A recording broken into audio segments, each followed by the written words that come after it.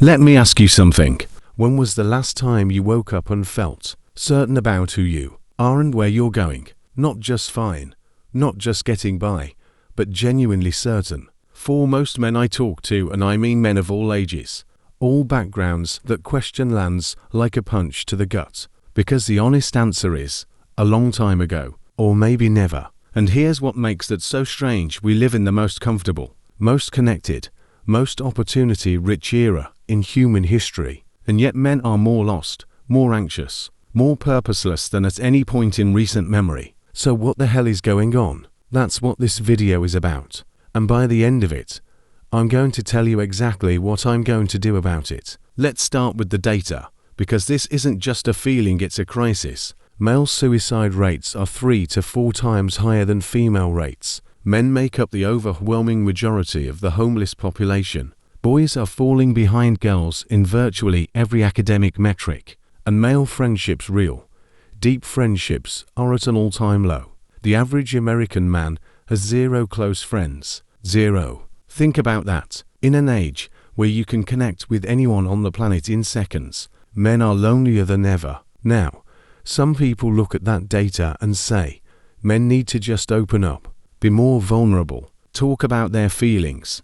And look, that's not wrong, exactly. But it misses the deeper issue, because the problem isn't that men can't express themselves. The problem is that men have lost the framework that used to tell them who they are and why they matter. For most of human history, a man knew his role. He was a provider, a protector, a builder, a warrior, a father. These weren't just jobs, they were identities. They gave life a structure and a purpose that didn't require explanation. Then came the 20th century, and in the span of a few decades, nearly every one of those traditional roles was either automated, outsourced, or culturally dismantled. Physical strength, largely irrelevant in a knowledge economy. Being a provider, now a shared expectation, not a defining one. Fatherhood. 1 in 4 children in the US grows up without a father in the home, and the cultural script for what a good father even looks like has never been more contested. And I want to be very clear, many of these changes were necessary. Women entering the workforce, challenging rigid gender norms, rejecting toxic expressions of masculinity. These are good developments. But here's the thing nobody wants to say out loud. We tore down the old framework without building a new one. We told men the old way was broken. Fair enough. But we never followed it up with. And here is what we're replacing it with. So men are walking around in a cultural vacuum. And nature and human psychology abhors a vacuum. When men don't have a positive framework for identity and purpose, they don't just sit quietly and wait. They find one. And that's where it gets dangerous. Some retreat into screens and pornography and video games, not because they're lazy or broken, but because those things offer a simulation of purpose and mastery when the real thing feels inaccessible. Some fall into the rabbit hole of online communities that offer a very clear, very simple answer to the question, what does it mean to be a man? An answer built on resentment and dominance and blame. And I get why that's appealing.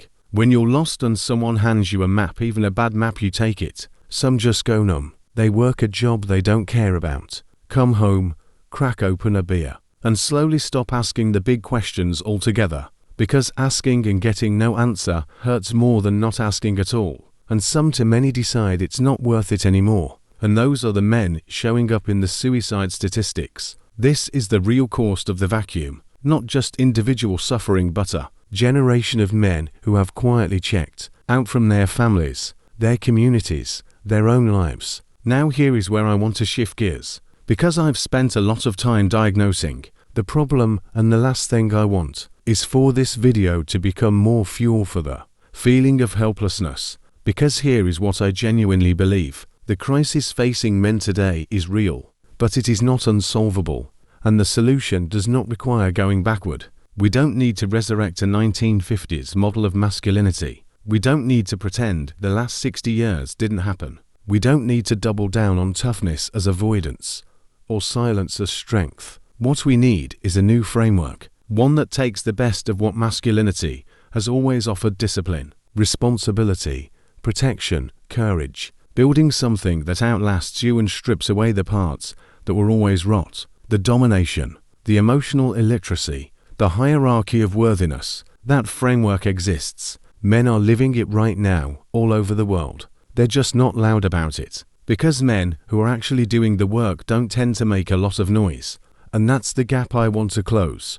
So here's what I'm going to do. This channel, this project is going to be dedicated to one thing: giving men a map. Not a perfect map, not a preachy map, not a map that requires you to belong to any particular political tribe or subscribe to any ideology. Just a practical, honest, rigorous exploration of what it means to live well as a man in the 21st century. We're going to talk about purpose, how you find it, how you build it, and what to do on the days it feels completely gone. We're going to talk about relationships with partners, with children, with other men, and with yourself. We're going to talk about the body, because how you treat your physical self is one of the most powerful variables in how you feel about everything else. We're going to talk about identity, where it comes from, how it gets damaged, and how it gets rebuilt. And we're going to do all of it without pretending the answers are simple, because they're not, and you deserve better than simple. I'm going to bring in research.